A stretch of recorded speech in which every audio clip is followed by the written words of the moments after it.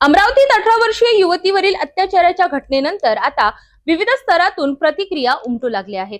सामाजिक कार्यकर्ता रजिया सुलताना यांनी या घटनेवर तीव्र नाराजी व्यक्त करत समाजातील आणि प्रशासनातील काही गंभीर बाबींवर बोट ठेवलंय। नमस्ते, मी रजिया सुलताना, सामाजिक कार्यकर्ती आणि फ्रेजरपुरा पोलीस स्टेशन आणि पोलीस आयुक्तालय यांच्या महिला सुरक्षा समितीची एक सन्माननीय सदस्य आहे। पूर्ण भारतभरामध्ये अशा घटना होत असतात। घटनांचं प्रमाण जरी कमी आहे तरी वाढतं आहे। अशीच एक घटना 28 तारखेला फैजलपुरा पोलीस स्टेशनच्या हद्दीत झालेली आहे। पीडितेवर सामूहिक बलात्कार करण्यात आलेला आहे आणि ती घटना प्रसार माध्यमातून आम्ही वाचलेली आहे। अशा प्रकारच्या घटना याही पूर्वी झालेल्या आहे। मी जे बोलते आहे ते प्रसार माध्यमाचा संदर्भ घेऊन बोलते आहे। अशा घटना याही पूर्वी झालेल्या आहे।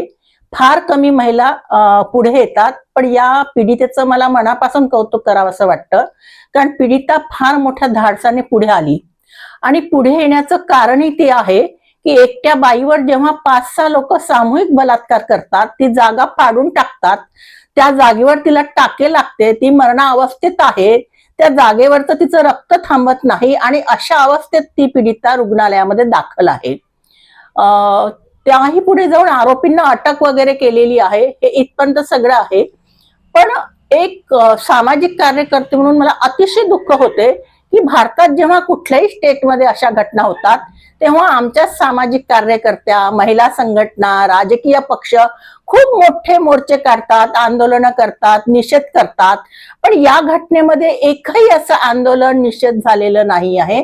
याचा एक सामाजिक कार्यकर्ती म्हणून मला खूप मनापासून वाईट वाटतं आणि अशा घटना प्रसार माध्यमाच्या माध्यमातून फोकस होतात तेव्हा प्रसार माध्यमाचं आम्हाला कौतुक करावंसं वाटतं। पण बरेचदा पोलीस कुठे दिरंगाई करतात का, पोलीस वेळकाऊ धोरण करतात का, याहीकडे आपल्याला लक्ष देणं खूप गरजेचं आहे। आणि अशा घटना वारंवार घडू नये किंवा पूर्णतः तर आपण बंद करू शकणार नाही, महिलांनी सुद्धा सुरक्षितपणे प्रवास करणं, सुरक्षितपणे बाहेर जाणं हे खूप गरजेचं आहे। अशा केसेसकडे सगळ्या समाजाने एक गांभीर्याने बघणं ही एक काळाची गरज आहे असं मला वाटतं।